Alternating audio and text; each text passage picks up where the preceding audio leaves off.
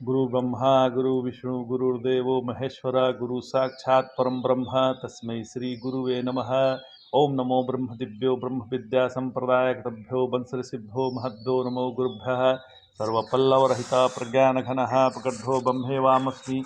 ओम नारायणं पद्भवं वसिष्ठं शक्तिं च तत्पुत्रं पराशरं च व्यासं शुकं गौड़पदं महान्तं गोविन्दनमथा शिष्यं श्री शंकराचार्य मथास्पदपादं च हस्तामलकं च शिष्यं तं तोटकं वर्तिकानगुरु संतो मानुतस्मि। श्रुतिस्मृतिपुराणानाम् आलयं करुणालयं नमामि भगवत्पादं शङ्करं लोकशङ्करं। शङ्करं शङ्कराचार्यं केशवं बादरायणं सूत्रभासकृतो वन्दे भगवन्तो पुनः पुनः। ईश्वरो गुरुरात्मेति मूर्तिभेद विभागिने व्योमवप्ताय देहाय दक्षिणामूर्तये नमः। ओम श्री गुरुभ्यो नमः। ओम श्री परमात्मने नमः। हम लोग गीता के 9वें अध्याय का अध्ययन कर रहे हैं। देखिए, भगवान कहते हैं कि ये जो तुम हमको देख रहे हो, ये जो हमको तुम प्रत्यक्ष देख रहे हो, यह मनुष्य का आकार है, जो मेरा आकार नहीं है। क्योंकि मैं आकार वाला नहीं हूं, कोई मेरा एक आकार नहीं है। अजानन्ति माम मूढ़ा मानुषीम तनुमाश्रितम परम भाव मजानंतो मम भूत महेश्वरम। यह मनुष्य का आकार है, मैं मनुष्य नहीं हूं महाराज। मैंने तो मनुष्य का आकार ग्रहण किया है। अब जो लोग अपने को आकार समझते हैं, जो भी लोग अपने को आकार समझते हैं, वे माया के चक्कर में फंस जाते हैं। और जो अपने को इस आकार में भी निराकार अनुभव करते हैं, उनका न जन्म है न मरण है, न जाना है न आना है, न उसमें पाप है और न उसमें पुण्य ही है, न स्वर्ग है न नरक है। यह तो जब शक्ल सूरत से बनते हैं तब वे पापी होते हैं, पुण्यात्मा होते हैं। जिसने अपने को शक्ल सूरत के नाम रूप वाला मान लिया है, हुलिया वाला मान लिया है। हुलिया भी दो तरह की होती है। एक तो लिखा जाता है कि अमुक नाम या अमुक का बेटा है, और एक ऐसी नाक है, ऐसा मुंह है, ऐसी आंख है। इन्हीं दोनों से चोर पकड़ा गया है, इन्हीं दोनों से चोर पकड़ा जाता है। क्षमा चाहते हैं कि ऐसा नाक नक्शा है, ऐसा रूप वाला है।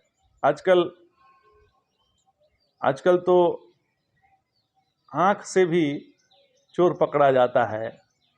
यदि हाथ का भी दाग हो कहीं तो उससे भी चोर पकड़ा जाता है।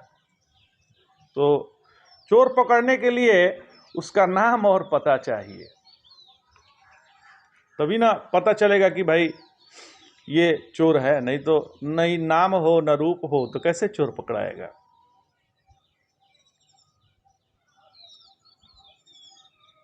तो इस दुनिया में पकड़ा वही जाएगा जो अपना नाम रूप रखकर फंस गया है, और जो अपना नाम रूप छोड़ देगा वह कभी पकड़ा नहीं जाएगा। उसके पकड़ने के लिए कोई रजिस्टर ही नहीं है, न यमराज के घर में है न कहीं बाहर है।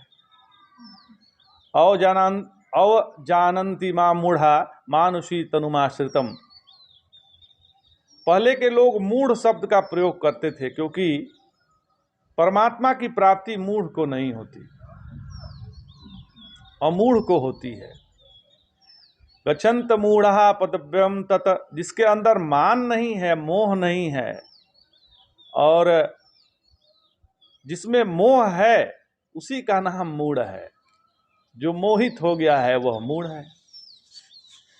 अटक गए हैं, कोई आकार में अटक गए हैं तो कोई विकार में अटक गए हैं, अपने अपने संस्कार में अटक गए हैं। देखो, मुसलमान का संस्कार इतना प्रबल हो गया कि यह मूर्ति तोड़ने लगा। हिंदू का संस्कार इतना प्रबल हो गया कि वह नमाज के समय वहां जाकर बाजा बजाने लगा। वह दोनों अपने अपने संस्कार में मूढ़ हो गए हैं। तो भी मूढ़ है, ये भी मूढ़ है। काम, क्रोध, लोभ, मोह, ये जो विकार हैं चित्त के, उसमें मूढ़ होकर चोरी बेईमानी करते हैं, पर स्त्री की ओर बुरी नजर से देखते हैं। ये भी मूढ़ता का ही लक्षण है। ये विकार में मूढ़ है। और कोई पहलवान है तो जरा गोरी चमड़ी है, सुंदर है, तो वह आकार में, रेखाओं में मूढ़ है। यह क्या है? तो नाक में सुंदरता काहे की है? तो एक रेखा, रेखाओं से बने हुए आकार। और रेखा काहे से बनी हुई है? तो बिंदु बिंदु से। और बिंदु क्या है? शून्य है। शून्य में भी बिंदु है, और बिंदु में रेखा है। और रेखाओं से बनी चीज में इन मूढ़ हो, मतलब रेखाओं से बनी हुई चीज से मूढ़ हो जाते हैं। उसको सच्ची समझ लिया, उसको दुखदाई समझ लिया, यह मूढ़ हो गया। जो मूढ़ नहीं होता, सृष्टि में उसको परमात्मा की प्राप्ति होती है। जब जब भगवान मनुष्य का शरीर लेकर आए, तो लोगों ने जैसा हमारा शरीर है वैसा ही उनका शरीर ऐसा समझा। अरे बाबा, सोना में और मिट्टी में बहुत फर्क होता है।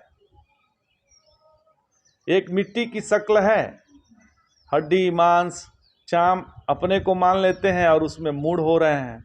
और एक अपने को परिपूर्ण ब्रह्म चेतन जानता है, उसमें स्थित है। हड्डी, मांस, चाम, विष्ठा, मूत्र की पुड़िया को जानते हैं, मानते हैं, उसी में मूढ़ होते हैं। परंतु भगवान अपने को चैतन्य साक्षात ब्रह्म रूप में जानते हैं। अच्छा, थोड़ा सा हम अलग विषय पे बात करते हैं। बहुत ही गूढ़ विषय है भाई, समझ लीजिएगा। और यदि किसी को गलत लगे तो क्षमा भी कीजिएगा, क्योंकि भाई हो सकता है कि मूढ़ हृदय न चेत, है ना। आप समझाने भी चलेंगे तो उनके अंदर चेतना नहीं रहती है, वो उल्टा ही समझेंगे। जितने गुटखा खाने वाले हैं, गुटखा खाते हैं, खैनी खाते हैं, तो एक बार हमने सोचा कि इसमें क्या टेस्ट है। तो गुटखा में कोई मतलब न टेस्ट है, न उससे एनर्जी मिलने वाली है, और तो और मुंह भी खराब हो जाता है। अब एक रसमलाई खाइए, एक गुटखा खाइए।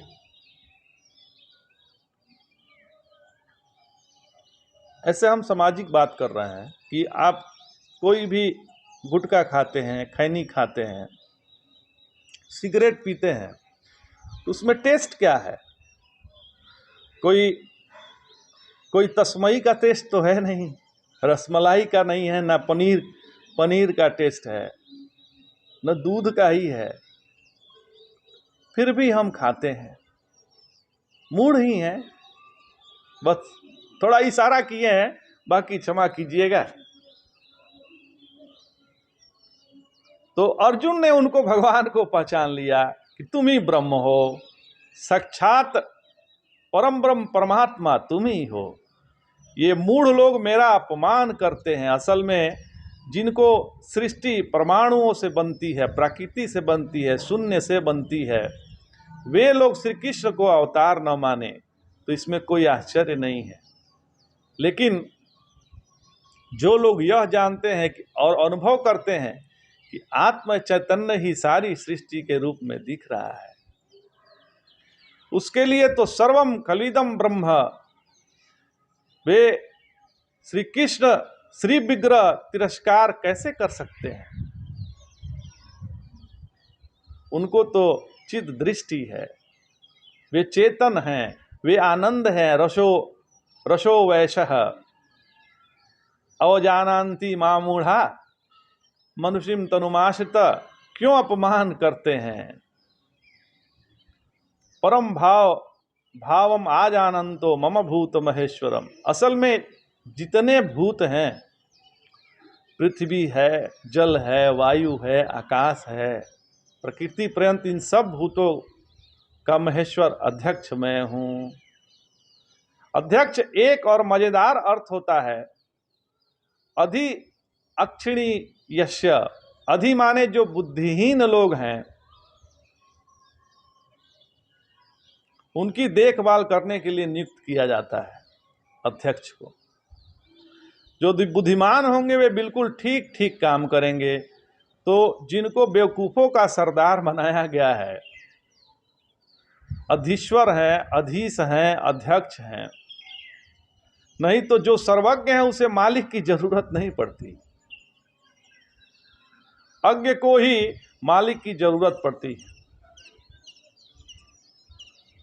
जहां लोग नियंत्रण शून्य होते हैं, वहां नियंत्रण करने के लिए अध्यक्ष की आवश्यकता की जरूरत क्या है। जो अनुशासन रहित है, जहां लोग नियंत्रण शून्य होते हैं, वहां नियंत्रण करने के लिए अध्यक्ष की जरूरत पड़ती है। अनुशिष्ट करने के लिए अध्यक्ष की आवश्यकता पड़ती है। परम भाव जानंतो मम भूत महेश्वरम। ये संपूर्ण तो भूत सृष्टि है, उसका मैं महेश्वर हूं। और मैं पर भाव हूं, माने हूं तो सबका आत्मा, सबकी सत्ता, परंतु जो नाम रूप में फंसी हुई सत्ता है, नाम रूप में फंसा हुआ जो भाव है, वह मैं नहीं हूं। इसका नतीजा क्या होता है कि इसकी परिणति कहाँ है। जो चीज नहीं है उसका सच मान करके फंस गए, जो चीज नहीं है उसको सच हमने मान लिया और उसमें फंस गए हैं। वह कभी सटेगी तो कभी हटेगी, कभी आएगी तो कभी जाएगी। जो फल लगता है पेड़ में वह गिरता है, जो आग जलती है वह कभी न कभी बुझती है, जो पैदा होता है वो मरता ही है। यह नियम है, जो भी जिएगा वो मरेगा। लेकिन जीवन मरण से रहित जो तत्व है उसको जान लो तो न जीवन है और न मरण है। उस परमात्मा को जानो महाराज। आप अब बोलें उसको तो नहीं जानते, जानते हैं छोटी छोटी चीज को। तो भगवान ने आगे कहा मोशाशास मोघ कर्माणो मोघ ज्ञाना विचेतसः राक्षसी मासुरीम चैव प्रकृतिम मोहिनी श्रिताः। फिर कहा भगवान ने महात्मानस्तु माम पार्थ देवी प्रकृतिमाश्रिता भयंतान मानसो ज्ञाता भूतादिमव्ययम्। अब यही भेद बताते हैं कि संसार में क्या स्थिति हो रही है लोगों की। ईश्वर की ओर से नहीं, अपनी ओर से विमुख हो रहे हैं। दुनिया को जाना, अपने आप को नहीं जाना महाराज। और देखो, अपनी योग्यता के जाने बिना कोई काम करोगे तो उसमें विफलता मिलेगी। आप यह नहीं समझ सकते कि जितना वजन उठा सकते हैं अपनी उतना ही उठा सकते हैं। अपनी योग्यता पता नहीं है और 1 क्विंटल उठाने के लिए जाओगे तो क्या होगा, नहीं उठेगा और विफलता मिलेगी। अब इस पे कल विचार करेंगे। जय जय शंकर, हर हर शंकर।